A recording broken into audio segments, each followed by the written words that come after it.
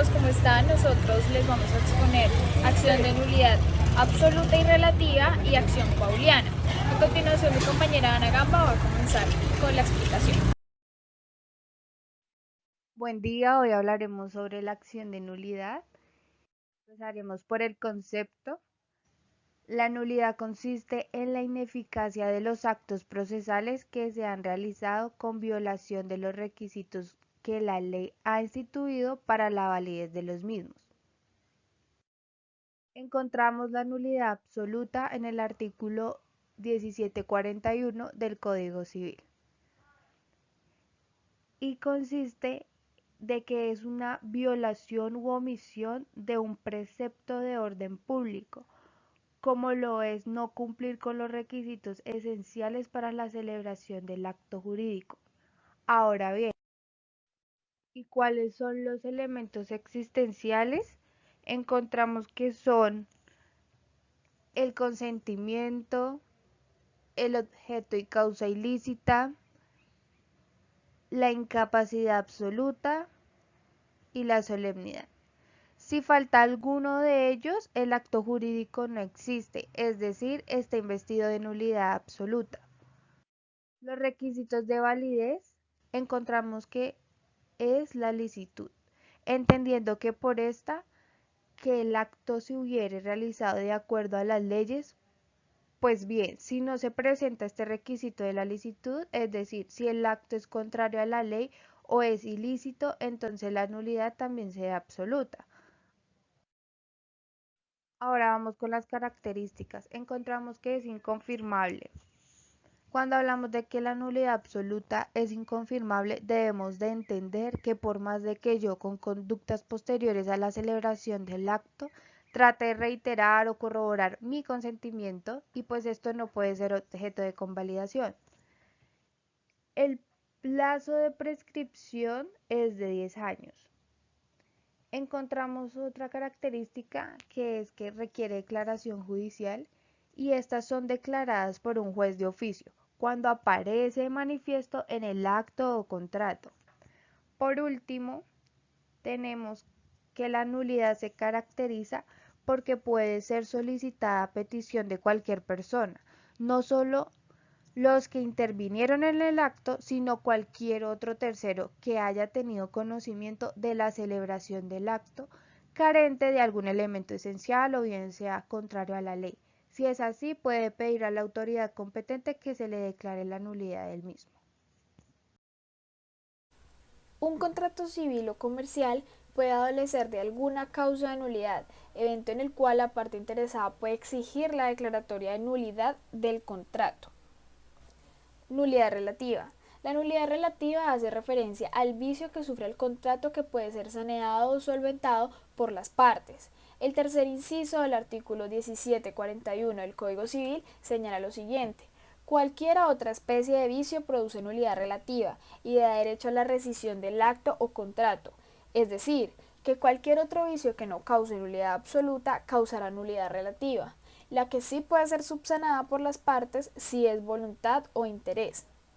Al respecto señala el artículo 1743 del Código Civil en su primer inciso. La nulidad relativa no puede ser declarada por el juez o prefecto sino a pedimento de parte, ni puede pedirse su declaración por el Ministerio Público en el solo interés de la ley, ni puede alegarse sino por aquellos en cuyo beneficio le han establecido las leyes, o por sus herederos o cesionarios, y puede sanearse por el lapso de tiempo o por ratificación de las partes. La nulidad relativa se puede subsanar por ratificación de las partes, que no es obligatoria, pues la parte interesada puede exigir la nulidad en lugar de solicitar la subsanación, y como la norma lo señala, la nulidad solo puede ser alegada por la parte que en cuyo beneficio le han establecido las leyes. De lo anterior, se desprende que la nulidad relativa no puede ser declarada de oficio por el juez, sino que debe ser declarada a petición de la parte legitimada e interesada, en tanto la nulidad absoluta debe ser declarada de oficio en caso que el juez la advierta y las partes lo hayan solicitado. Saneamiento de la nulidad. Se ha dicho que solo la nulidad relativa puede ser saneada, subsanada o corregida. y puede sanearse por el lapso de tiempo o por ratificación de las partes, ya sea tácitamente o de forma expresa. El artículo 1753 del Código Civil señala que la ratificación expresa debe hacerse con la misma solemnidad exigida por la ley al contrato en cuestión, de manera que, si el contrato por ley debe hacerse mediante escritura pública, por ejemplo, la ratificación debe hacerse también por intermedio de una escritura pública. La ratificación tácita no es otra que la ejecución voluntaria del contrato a pesar de la nulidad que la aqueja, es decir, a pesar del vicio del contrato, las partes continúan en su ejecución. Es importante anotar que la ratificación, sea tácita o expresa, solo es válida si proviene de la parte o partes que tienen derecho a alegar la nulidad, lo que significa que un tercero ajeno al contrato no puede ratificarlo válidamente, ni vale la ratificación solitaria de la parte que no puede legalmente alegar la nulidad, por lo que requiere consensualidad de las dos partes. Efectos de la nulidad. Los efectos de la nulidad declarada judicialmente en sentencia con fuerza de cosa juzgada se encuentran contemplados en el artículo 1746 del Código Civil, los cuales son los siguientes. Confiere el derecho a las partes de restituir las cosas a su estado anterior, es decir, a como estaban antes de que hubiera existido el acto o contrato declarado nulo. Segundo, también da derecho a las restituciones mutuas, es decir, del pago de las mejoras, las restituciones de las especies y de sus frutos, etc. En este último caso, cada una de las partes será responsable de la pérdida de las especies o del menoscabo que se haya producido por su culpa. Prescripción de la nulidad. La acción de nulidad, como se conoce la demanda que se presenta ante un juzgado para que se declare la nulidad del contrato, está sujeta a prescripción. Para el caso de la nulidad de un contrato civil, la prescripción es de 4 años en términos del artículo 1750 del Código Civil, teniendo en cuenta que ese término inicia a contar dependiendo de las situaciones allí mencionadas. Primero, este cuatrienio se contará, en el caso de violencia, desde el día en que éste hubiera cesado; en el caso de error o de dolo, desde el día de la celebración del acto o contrato. Segundo, cuando la nulidad proviene de la incapacidad legal, se contará el cuatrienio desde el día en que haya cesado esta incapacidad. Respecto a los menores de edad, cuando estos están legitimados para solicitar la nulidad del contrato, el término de prescripción se rige por el artículo 1751 del Código Civil. Ahora hablaremos de la acción pauliana. Es una acción civil exclusiva a los acreedores que busca proteger a estos cuando sus deudores se insolventen, es decir, que se declaren sin dinero suficiente para cumplir con el pago de la deuda.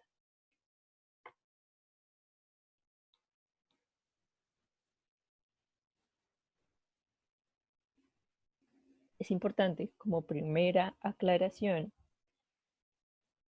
entender que esta acción se deriva de un incumplimiento de una obligación.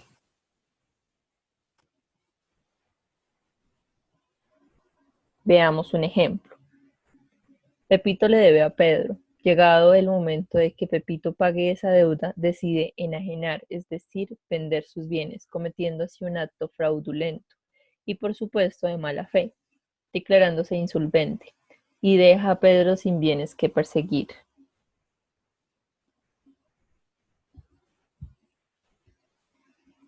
En Colombia esto es algo muy usual, que las personas jurídicas y naturales no paguen sus obligaciones y además escondan su patrimonio con la única intención de privar a los acreedores de poder satisfacer sus acreencias con los bienes que alguna vez ofrecieron como garantía.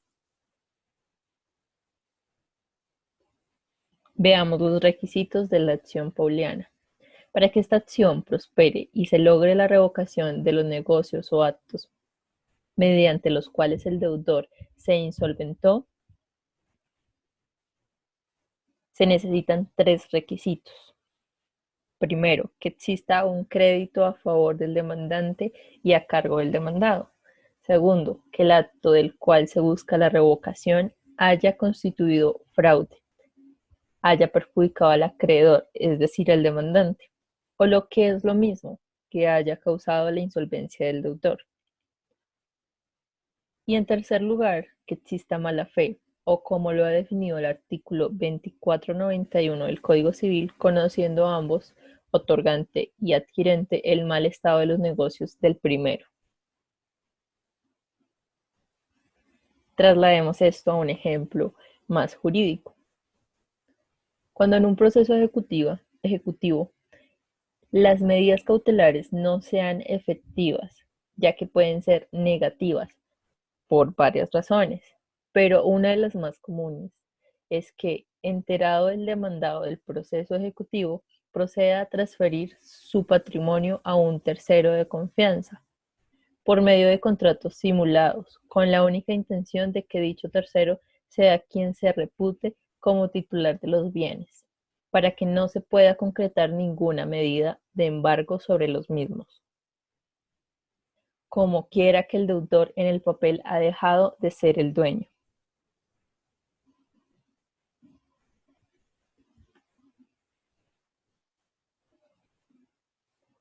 El artículo 2491 del Código Civil nos habla de que es facultad o el acreedor está facultado para instaurar la acción de reintegración con el fin de obtener la revocatoria de los actos jurídicos reales que, aunque viciados a causa del fraude, afectan los intereses de los acreedores.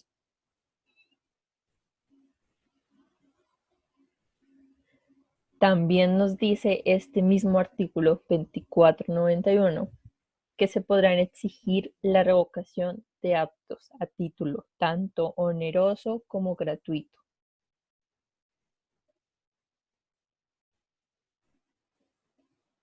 En el oneroso, para demostrar este acto se necesita del conocimiento de ambos, tanto del deudor como del tercero o terceros, es decir, que hayan actuado de mala fe, siendo conscientes del negocio celebrado. Cuando exista la buena fe por parte del tercero, ésta se respetará. Ahora el acto gratuito. En este solo se necesita probar que había un conocimiento por parte del deudor, es decir, que haya sido el que actúa de mala fe.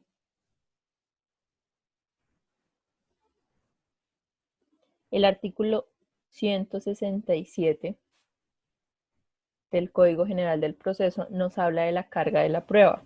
A lo que se refiere es que es de las partes el deber de demostrar el supuesto de hecho de las normas que consagran el efecto jurídico que se persigue. Como es algo tan difícil de probar, el medio o prueba más idóneo, según algunos autores, son los indicios.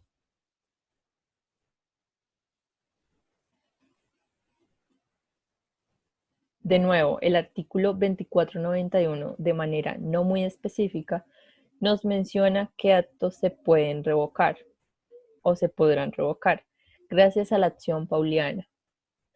Todo acto que no tenga como objeto bienes inembargables o un aspecto personal de la persona. Tampoco actos meramente materiales. Un ejemplo de estos materiales es como el arreglo de una casa o construcción de un bien. O reconstrucción de un bien, perdón. Para esto se utilizarán acciones distintas. Además de haber mencionado ya qué bienes entran en la acción pauliana o pueden entrar, también la Ley 222 de 1995 nos menciona o añade otros actos. Los actos de disposición de bienes del deudor que se hayan dado dentro de los 12 meses anteriores a la apertura de la acción pauliana pueden ser objeto de la misma. También podrán serlo los actos gratuitos que se hayan dado con 24 meses de anterioridad. Precisiones a tener en cuenta. La legitimación por activa. Cualquiera de los acreedores podrá iniciar esta acción, no necesariamente todos en conjunto. La legitimación por pasiva.